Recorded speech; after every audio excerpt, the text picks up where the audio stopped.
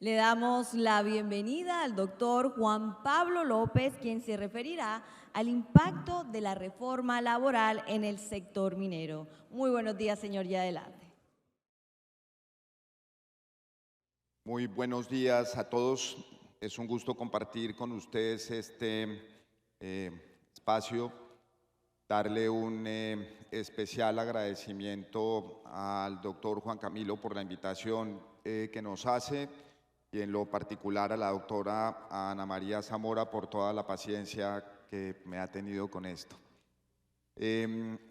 Pues para mí, la verdad, resulta muy honroso estar acompañándolos a ustedes acá en este espacio académico. Soy convencido que el sector de la minería pues tiene no solo un gran aporte que le ha venido haciendo al país en términos de desarrollo, no solo económico y social, sino que a futuro pues por supuesto tiene grandes retos en eso que se ha llamado la transición energética. En lo personal creo que sin ustedes la transición energética no es posible. Esta charla pues la vamos a dividir en 5 partes. Una primera tiene que ver con contexto general, el segundo cómo los proyectos de reforma tienen la posibilidad de impactar el costo directo de la nómina, cuál es su impacto en materia de conflictividad y riesgo y temas de proteccionismo en materia laboral, todo el tema de formalización, cadena de suministro y estructura de contratación, fenómeno, digamos, de cambios en el modelo de representación sindical y negociación y unas reflexiones finales. Nosotros, ¿qué tenemos en este momento desde el punto de vista del contexto general para entenderlo? Este es el mapa de América Latina. Es un mapa que nos muestra que han habido cambios pues, de tendencias políticas y las tendencias políticas de izquierda, como es apenas natural, presionan de una manera más significativa distintos estándares de carácter social. Si miramos lo que ha pasado en la región, nos encontramos con varias particularidades. Chile, de una manera, digamos, más escalonada, ha tenido un cambio en lo que tiene que ver con su modelo de inspección y vigilancia. Esto es la estructura de control que se ejerce por parte del Estado a las empresas en general en materia laboral. 2,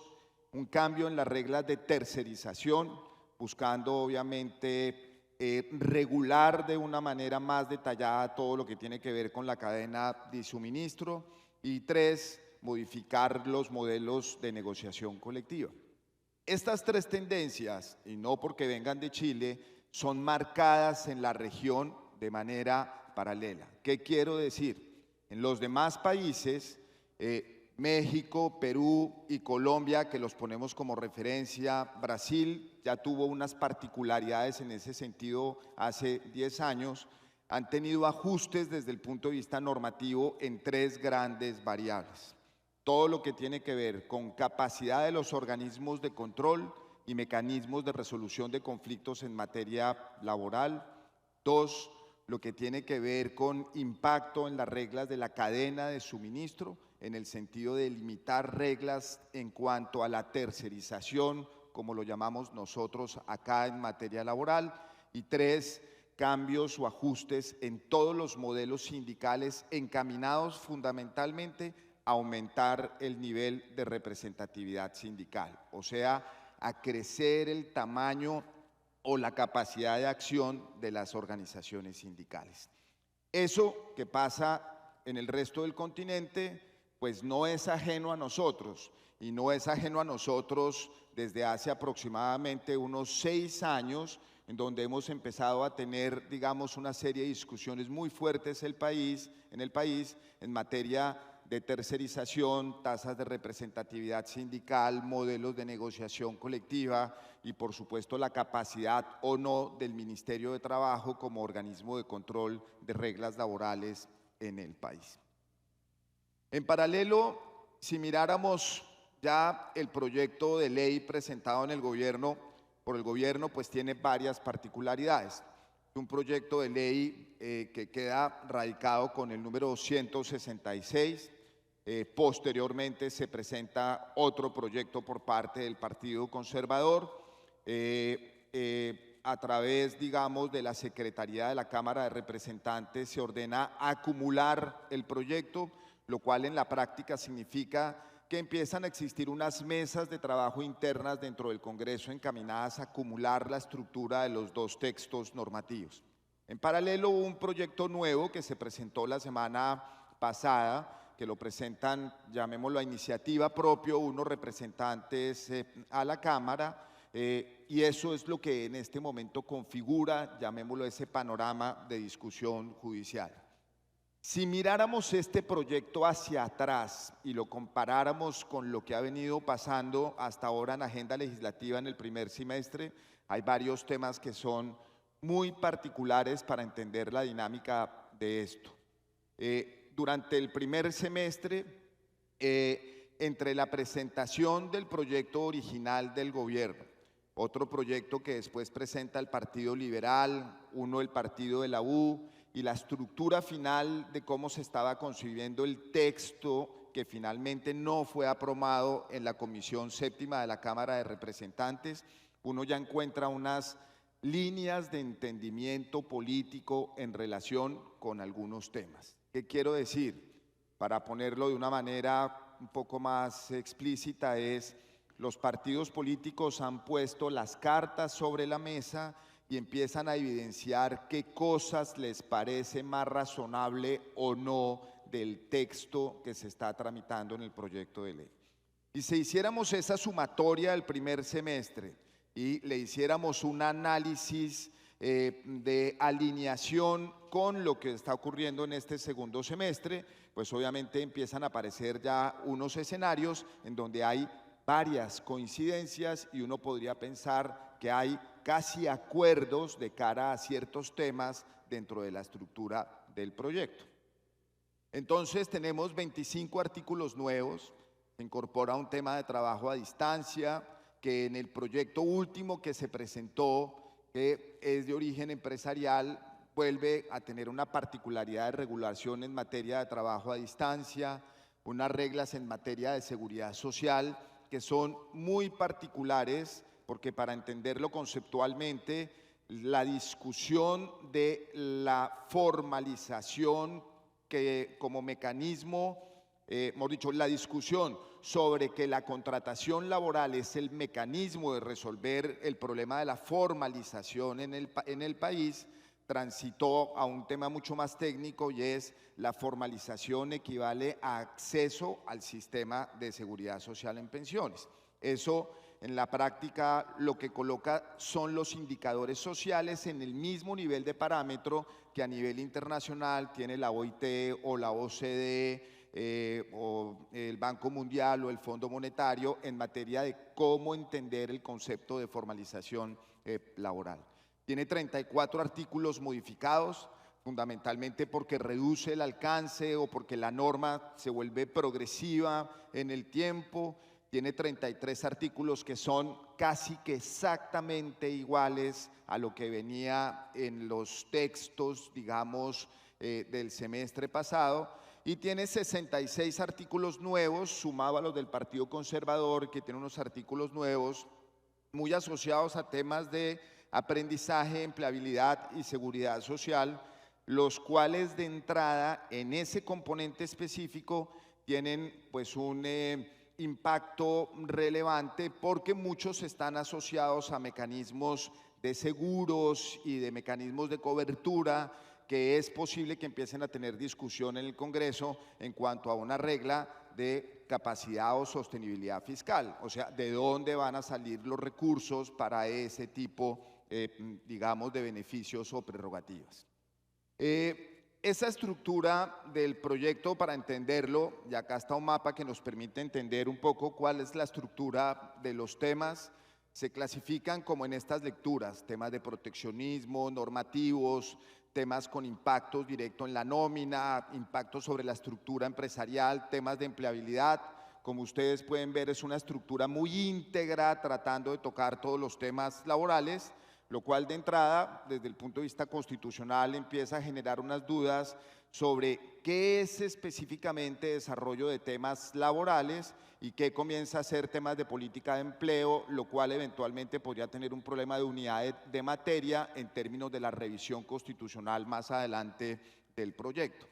Hay una parte importante, el 21%, que va a tener reglamentación adicional, lo cual significa que vamos a tener un periodo de al menos 2 o 3 años de afinamiento de la norma. Eso significa un periodo extendido de aplicación de la norma, de dudas, aclaraciones, interpretaciones, etcétera. Y una parte del componente normativo va a tener modelos de aplicación progresiva, entonces sujetos a plazos o al cumplimiento de ciertas condiciones en cuanto a la forma de cumplirse. ¿Qué caracteriza en general al proyecto? Uno, ya lo explicaba, las coincidencias. Dos, puede ser que esté mostrando ya acuerdos específicos en algunos temas. Ustedes pudieron ver la forma como se resolvió, por ejemplo, todo el componente de la gran discusión que había en torno a empleabilidad de las plataformas, en donde la conversación se resolvió a través de esto no es un problema de contratación laboral, sino es un problema de afiliación al sistema de seguridad social. Entonces, se cambia por completo el paradigma o la forma de entender el problema. Y digo que hay acuerdos específicos porque era parte de la discusión de lo que las plataformas planteaban. No volvamos esto un tema de contratos de trabajo, volvámoslo un tema de coberturas al sistema de seguridad social. Entonces uno podría pensar que en eso y en otros temas empiezan a haber, digamos, unas reglas de acuerdo en torno al contenido del proyecto. Dos, el proyecto genera una cantidad de temas para grupos de interés. Entonces, toca unos temas para el sector de la seguridad, para el sector de los deportes, obviamente todo el componente de microempresas y pequeñas empresas, y eso hace que de alguna manera el proyecto empiece a ser disperso en intereses y, en mi opinión, pues mucho más atractivo para ciertos sectores de la economía que para otros, porque cada uno empieza a hacer una valoración distinta de lo que le sirve o no le sirve del proyecto en su totalidad. Si ustedes se acuerdan, la discusión hace 6 meses es la estructura del proyecto va a afectar el empleo. Si ustedes empiezan a ver esa discusión, se ha venido morigerando, porque muchos de los contenidos que están dentro del proyecto empiezan a mostrar que no necesariamente afectan el empleo o eventualmente la generación de empleo, sino solo en ciertos temas particulares. Hay obviamente una presión enorme sobre todo el modelo gremial en el sentido de mirar cómo se generan consensos. Pues ustedes saben todo el tema de las mayorías para la reforma, hay fracturas políticas, pero no estamos en un semestre que sea sencillo desde el punto de vista de la agenda política, y obviamente pues parece ser como si se comenzaran a dar alineaciones entre pues ciertas estructuras políticas y la visión del gobierno. De hecho, el tener un proyecto acumulado entre el Partido Conservador y el Pacto Histórico, en la práctica lo que termina generando es contribuyendo a que el quórum pues de alguna manera se normalice dentro de la ejecución del proyecto de ley. Y acuérdense que el proyecto anterior fracasó, se archivó, fue justamente por un problema de quórum. Entonces empieza a ser delicado el modelo de administración del quórum a partir de ahora. Hay unos temas en donde el gobierno incorpora temas de empleabilidad, como lo mencionaba hace un momento, y finalmente el proyecto, pues quiero decirlo en lo positivo, quita 2 grandes normas que estaban previstas dentro de la redacción original del documento el semestre pasado, que eran fundamentalmente un cambio en las reglas de unidad de empresa, que lo que supondría para efectos de grupos empresariales es que la convención que se aplicaría dentro de un grupo empresarial ya no sería la de la matriz, sino cualquiera dentro del grupo que fuera la que tuviera mejores beneficios en relación con toda la estructura del conglomerado. Eso, por darles un ejemplo, es como si dijera, voy entonces a aplicarle a una compañía del sector educativo unos beneficios de la industria petrolera que además se le extienden a una compañía de seguridad. O sea, eso tenía la capacidad de afectar la estructura empresarial de manera real. Y lo segundo es que había una norma que decía que, tratándose de cadena de suministro, los beneficios que tenía el contratante se le extendían a toda su cadena de suministro. Eso es, cojo una gran minera con una estructura de acuerdos colectivos muy significativos y toda su cadena de suministro se le extendería automáticamente la regla de beneficios que tiene esa empresa, como lo tiene desde el año 57 el sector petrolero, porque pues es una norma que viene de esa época, pero que es algo que en el resto del sector de la minería y la energía pues no hemos tenido. Esas dos normas desaparecen del texto, no están dentro del proyecto, y eso es relevante en la ecuación política porque pues yo creo que lo que hace es quitarle fricción en el Congreso en cuanto a su trámite legislativo, lo vuelve menos complejo desde el punto de vista del desarrollo del trámite. Leer la reforma pues es un tema enorme, la he tratado de dividir en artículos o en capítulos más bien. Uno primero tiene que ver con todo el tema del impacto directo sobre la nómina, y este cuadro nos muestra una realidad, digamos, en la economía de empleo que es muy importante entender. Cuando uno mira la estructura del desempleo y la tasa de informalidad, tiene que mirar pues dos escenarios, además de otros factores económicos, y obviamente lo hablo desde la perspectiva normativa, es cuáles son las normas que han estado vigentes durante las estructuras de los tiempos en términos de tasa de informalidad y desempleo, estas normas cómo han sido retadas por crisis o por situaciones extremas desde el punto de vista financiero y cuál ha sido su comportamiento. Entonces miremos un ejemplo, con la ley 50, su tasa de desempleo era cercano para ese momento al 10.5, para la crisis financiera de finales de los años 90 llegó al 20.1, después aparece una ley nueva que se ha criticado mucho, que es la ley 789, que es la discusión justamente del cambio en la forma de pago de dominicales y festivos. La tasa de desempleo es del 15%. Hay tres crisis de por medio nada menores: la crisis financiera, la crisis de los commodities con un alto impacto para el sector de hidrocarburos y la minería, la pandemia, y el resultado en el 22 pues es que, con excepción de la pandemia, siguió teniendo un comportamiento regular. Y si nos vamos a la tasa de informalidad, que ha sido el gran detonante de discusión, la tasa de informalidad en el país era en el año 2005 de 8.9, la ley 789 sale en el año 2002, vienen tres crisis: financiera, petróleo, pandemia. Curiosamente, la tasa de informalidad no se ha aumentado, sino se ha reducido. Pero acá hay una particularidad. Nosotros hasta el año 2002 teníamos la data sobre informalidad solamente construida en las 13 principales ciudades del país.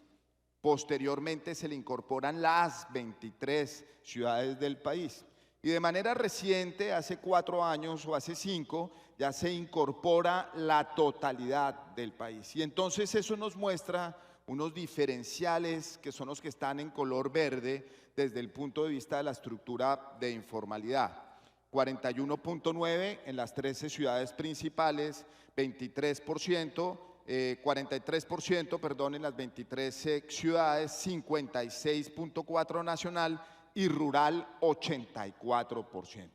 Eso significa que la estructura del modelo legal, como es apenas evidente, se ha hecho de cara a grandes centros productivos, a centros que tienen la capacidad de generar empleo formal, y en mi opinión ha sido exitosa. Pero la política pública nunca se ha volteado ni a las regiones ni al sector rural, no ha podido comprender esas realidades de algo que ustedes hablaban ayer, como por ejemplo el mundo de la minería artesanal, y el resultado es una tasa absolutamente disparada en el mundo rural y en las empresas más pequeñas del 84%. Eso de entrada supone una reflexión. Si yo pienso en que necesito construir una ley para reducir la tasa de informalidad, pues ¿cuál es el punto al que debo enfocar ese esfuerzo? Porque Pues parece, en mi opinión, que el esfuerzo desde el punto de vista normativo se está concentrando en las grandes y medianas empresas y el problema pues está asociado a otra dinámica distinta. Esto nos muestra esta misma situación, digamos, de la misma forma. Para entenderlo, en el primer cuadro,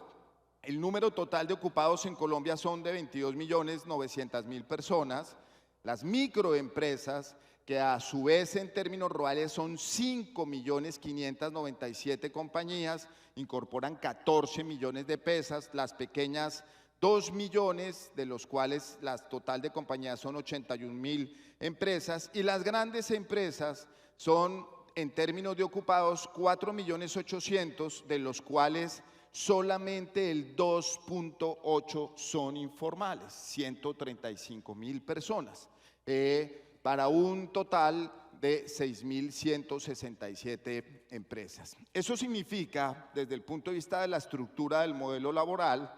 que en la medida en que yo modifico el costo laboral, pues genero un efecto que no es simétrico en todos los sectores empresariales y generadores de empleo, porque al natural, las pequeñas y las medianas empresas, que son grandes generadores de empleo, pero sobre todo de empleo informal, al tener un incremento del costo, lo que van a tener es una barrera real de acceso a la formalidad o una destrucción de empleo formal o del propio tejido empresarial por la imposibilidad de asumir el reto de un mayor nivel de costo y de complejidad que plantea el proyecto de reforma. Entonces, el contenido de la norma no solamente no aprecia la estructura del mercado laboral, sino que desconoce la composición del tejido empresarial y la manera como se construye empleo en el país. Y aclaremos una cosa, el empleo en el país es tanto formal como informal desde el punto de vista de su modelo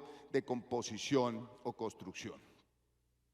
Ese panorama nos lleva entonces a mirar dentro de la estructura que hemos planteado cuáles son los impactos en materia de remuneración. Entonces, estos son los grandes cambios. Se establece un auxilio especial de trabajo a distancia, pues que se ve muy razonable, pero la verdad en las empresas en donde ya habían reglas de trabajo a distancia, ese era un tema que se venía regulando por mutuo acuerdo desde el punto de vista de las estructuras mismas de los modelos.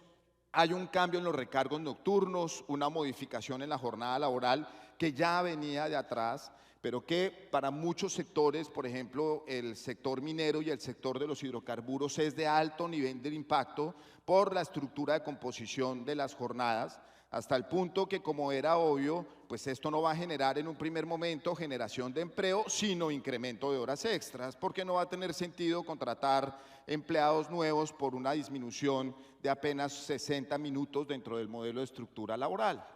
Unas definiciones en materia de jornada máxima que son bastante confusas, lo mismo que el límite al trabajo suplementario y un cambio en la remuneración por trabajo suplementario.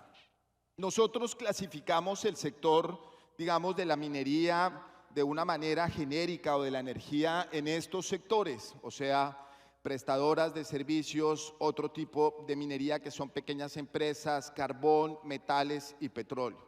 Y en un primer escenario de valoración financiera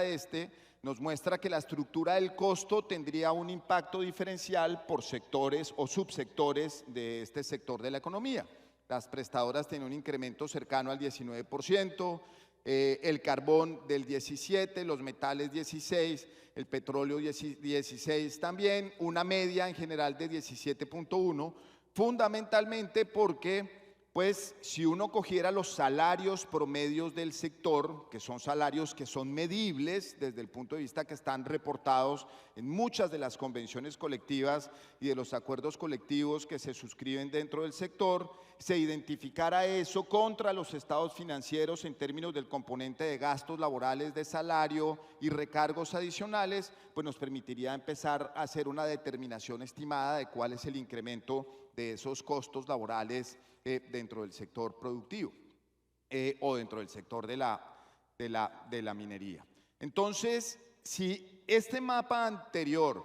lo miráramos desde la perspectiva de cómo es esa composición empresarial de grandes, pequeñas y medianas empresas, pues es posible, como es apenas natural, que el mayor impacto en el incremento de una reforma de costos laborales asociado a temas de dominicales, festivos, impacte más sensiblemente toda la cadena de suministro, que en general son medianas, pequeñas y en algunos casos microempresas, porque hay zonas del país en donde el sector minero contrata microempresas. Pensemos, por ejemplo, simplemente servicios de transporte en ciertas zonas del país que hoy por hoy se contratan con la camionetica, con el señor de la comunidad, que no sé qué, o sea, todo ese componente de trabajo comunitario, de trabajo social, de apoyo a la comunidad, pues se va a ver también impactado en términos de costo. Si lo miráramos desde la perspectiva de temas de proteccionismo, realmente la norma o el proyecto de norma, pues obviamente tiene una serie de planteamientos que en mi opinión son muy delicados en términos fundamentalmente de aumentar niveles de conflictividad. Y los niveles de conflictividad, pues esencialmente, ustedes saben, tienen impactos reales en términos de productividad. Entonces tenemos un cambio en el modelo del proceso disciplinario, una regla que dice que el despido podría considerarse discriminatorio, lo cual en la práctica nos pone en tener que dar siempre una explicación de por qué razón se termina un contrato, así lo hagamos pagando una indemnización. O sea, vamos a tener que tener un motivo, una razón objetiva que explique. De eso viene acompañado adicionalmente con una regla sobre factores de evaluación objetiva. No me quiero imaginar entonces teniendo que construir factores de evaluación para hacer cualquier cambio de tipo laboral dentro de una organización, y un cambio mucho más intenso en los temas de estabilidad reforzada por temas de prepensiones, fueros sindicales, fueros de salud y un nuevo fuero que se incorpora, que es una protección especial para las mujeres víctimas de violencia de género. Solo que la particularidad de la protección es que obviamente la violencia no está asociada con el sitio o con el trabajo, sino que puede ser de cualquier origen, pero que sea violencia de género. En la práctica se le está trasladando al sector productivo una situación muy compleja, llamémoslo así, de control de prácticas, todas muy reprochables dentro de la sociedad, pero que van a estresar aún más todo el modelo productivo, al igual que hoy por hoy pasa con el tema de salud.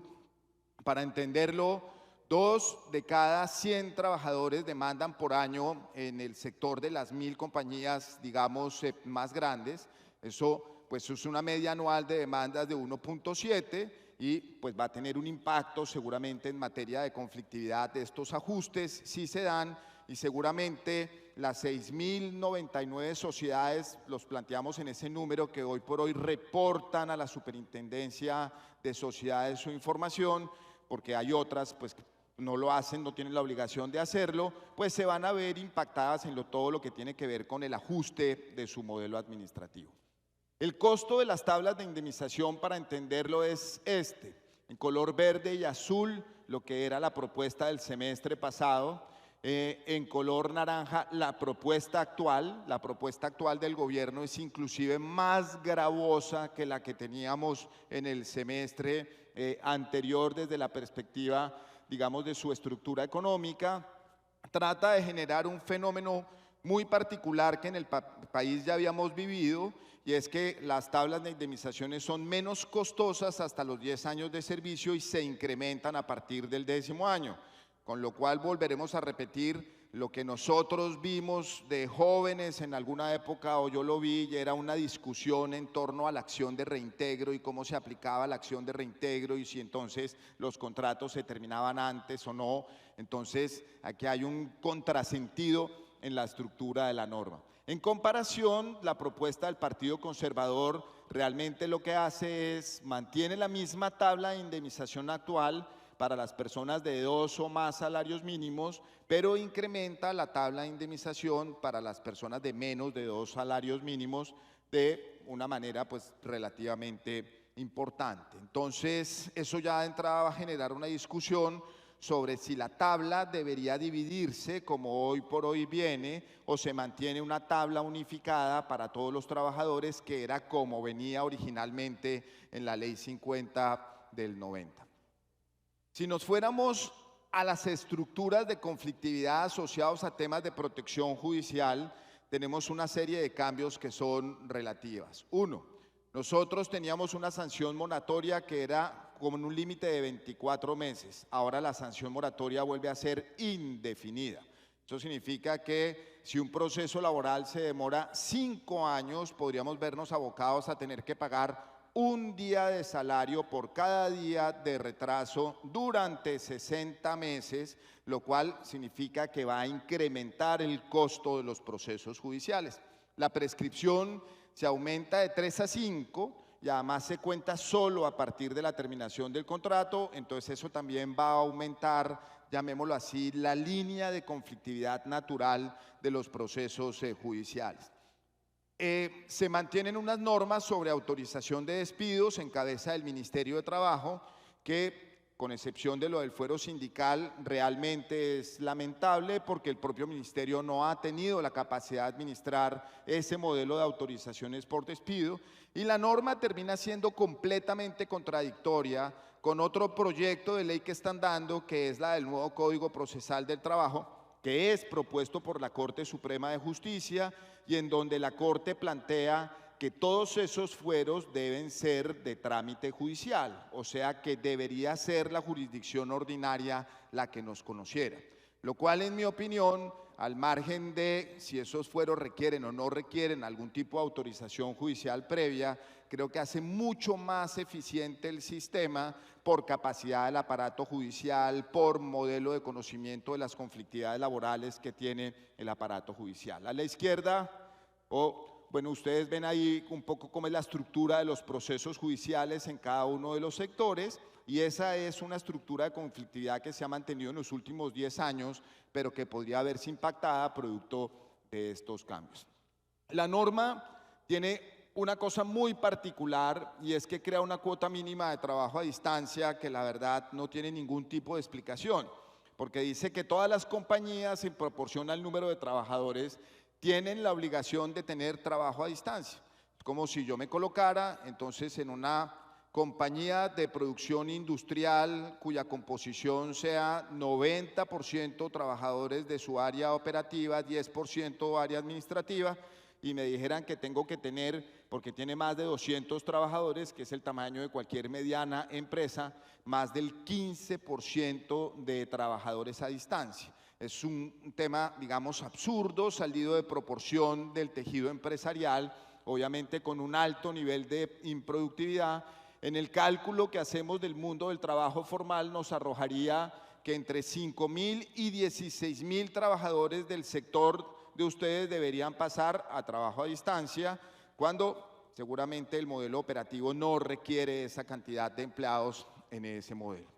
Y pues por otro lado plantea una norma en relación con la descarbonización que fundamentalmente está asociado a planes de cierre y acuerdos concertados, que de entrada es súper complejo de aplicar por la multiplicidad de organizaciones sindicales que tiene pues el sector. 295 se consolidan hasta este momento como activas, pero segundo, porque realmente es una intromisión en el modelo económico tener que estar incorporando otros actores distintos dentro de una discusión de definición empresarial. Otro impacto de la reforma es todo lo que tiene que ver con los temas de formalización y cadena de suministro. Y ese tema de formalización y cadena de suministro es relevante por varias cosas. Uno, la norma da a entender de manera genérica que la tipología general de los contratos va a ser la de término fijo, pero es muy confusa la del proyecto del gobierno en el sentido de qué pasa con aquellos contratos a término fijo que se han prorrogado varias veces, porque la norma realmente no da claridad de qué pasaría al tercer o al cuarto año. La del Partido Conservador asume que a partir del cuarto año el contrato de trabajo se vuelve a término indefinido. Entonces, pues ahí empiezan a haber, digamos, unos escenarios, digamos, de discusión que se ven complejos en términos de la estructura de la reforma. Todo el tema de laborización de los aprendices, que en la práctica significaría un incremento para el sector del 92.3% de aumento en el costo de aprendices, lo cual pues no solamente tiene un efecto económico, sino que a la larga es impactar un modelo de generación de empleo que es el único que los economistas han calificado como notable en términos de generación de empleo. Entonces estamos afectando un modelo que probadamente ha permitido la generación de empleo en el país. Y finalmente se establece un límite al uso de contratación de personas naturales. Hay un análisis que nos arrojaría a nosotros que dentro del sector pueden haber aproximadamente 3.435 independientes, personas naturales, cuya estructura de contratación pues tocaría empezar a revisar por la forma como está planteada la norma y el riesgo implícito que eso supone. Y si miráramos esto desde la perspectiva de cadena de suministro, pues digamos, la estructura normativa planteada, como lo explicaba hace un momento, tiene una particularidad y es que quitó afortunadamente esa extensión automática de beneficios de las empresas contratantes a los terceros, porque eso realmente habría sido un desastre en términos del modelo de competitividad del país. Entra dentro de una tendencia más parecida a la del modelo mexicano, en lo que tiene que ver con servicios especializados, tratando de buscar que las empresas, cualquiera que sea, que preste un servicio dentro de la cadena de suministro, cumpla las características de ser un tercero especializado. Eso en la práctica va a suponer un aumento en niveles de control sobre los terceros, sobre capacidad financiera, técnica, administrativa, el modelo operativo de relacionamiento entre ese tercero y el beneficiario del servicio, cumplimiento de obligaciones como parte de la estructura del tema.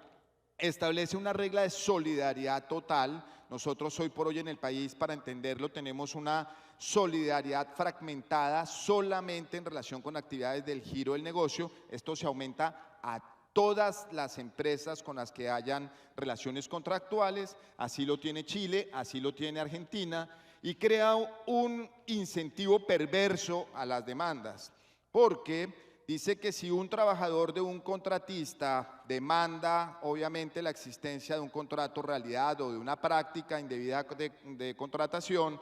se debe ordenarle que a ese trabajador contratista se le pague equivalente a un año de sueldo, con lo cual en la práctica lo que estamos es motivando la conflictividad laboral pues al natural. Va a haber un bono de éxito desde el punto de vista de la estructura judicial. Estos son temas en donde uno podría entender que hay ciertos acuerdos sectoriales, modalidades de trabajo, trabajo agropecuario, temas de jornal, todo este componente, junto con estos otros sectores, puertos, vigilancia, microempresas y emergencias, donde podrían haber unas ciertas reglas, digamos, de entendimiento aparente de la forma como el proyecto está planteado. Y si nos fuéramos al tema colectivo, que es el tema más grueso, pues este es el mapa de lo que es el mundo sindical en los sectores de la economía. La tasa de afiliación, digamos, promedio calculada sobre lo que llamaríamos población económicamente activa. Acá lo estamos mirando inclusive sobre fórmula de aplicación de convenciones colectivas, estaría cercana al 21.9% y el sector de minas y petróleos está sobre el 42.4%. El sector con el mayor nivel de participación es el sector de energía y gas con un 68.6%. ¿Qué cambia o qué propone la norma de cambio desde el punto de vista sindical? Establece un sistema de garantía especial para los trabajadores aforados, o sea, cualquier cambio en relación con un trabajador sindicalizado va a requerir un procedimiento especial de tipo judicial. Eso pues va a dificultar naturalmente cualquier tipo de ajuste en los modelos de productividad, aumenta los fueros, va a modificar las tipologías de sindicatos. Entonces en adelante va a estar permitido sindicatos de cualquier tipo. Esa discusión que tenemos judicial en torno a la tipología de sindicatos desaparecería y se ajusta todo el modelo de las estructuras normativas de las organizaciones sindicales. Este es el mapa de las organizaciones sindicales más representativas en el país. Ustedes tienen ahí grandes actores que muchos de ustedes los conocen: La Uso, Sintrami Energética, Sintramineros, Sintrocarbón son grandes actores del modelo directo de la minería, pero por supuesto toda la cadena de suministro tiene también otros actores muy significativos en el sector de los alimentos y en el sector del transporte y en el sector del mundo metalmecánico. Y si viéramos este cuadro desde la perspectiva del sector sobre las compañías que reportan información, para entender, por decirlo así, el apetito, el tamaño de cómo las organizaciones sindicales pueden estar viendo el sector, pues lo que nos muestra, por ejemplo, es que en el sector del petróleo, de compañías cuyos reportes alcanzan los 110 billones, hay 104 billones en el equivalente a empresas que hoy por hoy tienen acuerdos colectivos. En el de las prestadoras esa participación es menor, en el del carbón la diferencia es de 24 a 15, y del otro lado ustedes ven eso cómo se consolida ya en empresas, o sea, de 1.341 compañías que hacen reportes, en el carbón, por ejemplo, solo 7 tienen acuerdos colectivos, y en el sector del petróleo 13, 251, y en el sector de metales de 1.126, 9. O sea, es un sector, llamémoslo así, que a diferencia, por ejemplo, del sector financiero, tiene un amplio margen de crecimiento del modelo sindical, para ponerlo en esos términos. La norma plantea un tema de unidad de los procesos de negociación colectiva que tiene sus puntos buenos y malos dependiendo de la tipología de cada compañía, y en donde hay un alto nivel de división entre las propias organizaciones sindicales. La CUT apoya el modelo de unificación, la CGT, que es la otra central obrera, lo rechaza, y ahí tenemos una discusión enorme entre los propios sindicatos en torno al tema, y plantea un tema que es muy delicado, que es lo que tiene que ver con la eliminación de pactos, pero le va a agregar una frase que se llama acuerdos plurales y la negociación de rama. Esto, para entenderlo, es el impacto de lo que significa acabar los pactos colectivos dentro de los distintos sectores de la economía. Para el sector de minerías y energía, eso significaría un impacto para 46.000 personas, de los cuales solamente, hagamos unas cuentas, hay casi 4.000 o 3.500 personas, un poco más, que tienen pacto colectivo. Pero el problema son este grupo de acá, los 63.000 restantes, porque esas son las personas dentro del sector que no tienen pacto, que no tienen convención, pero que se benefician de políticas de beneficios que las compañías dan por liberalidad o porque las tienen acordadas. Cuando la norma habla de acuerdos plurales, lo que estaría es cerrando la posibilidad de tener esta estructura de beneficios que en la práctica tiene un impacto para 8 millones de personas en el país. Se los voy a poner de blanco y negro. Es como si dijera: yo ya no puedo volver a reconocer como compañía el bono